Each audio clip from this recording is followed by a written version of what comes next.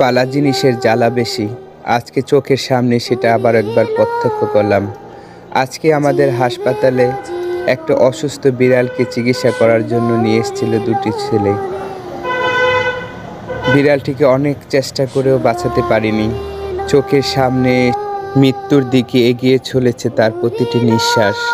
এই যে কি এক অসহায়ত্ব, সেটা হয়তো ভাষায় বলে প্রকাশ করার মতো না।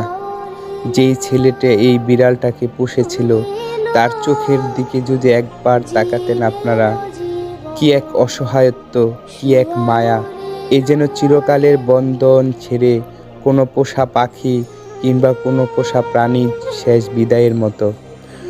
সত্যি কথা, তার চোখের দিকে আমি তাকাতে পারছিলাম না।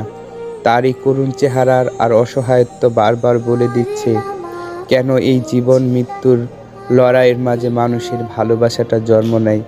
ভালোবাসা শুধু মানুষ মানুষের মধ্যে হয় না, মানুষ এবং প্রাণীর মধ্যে হয়। সেটা আজকে তার প্রমাণ।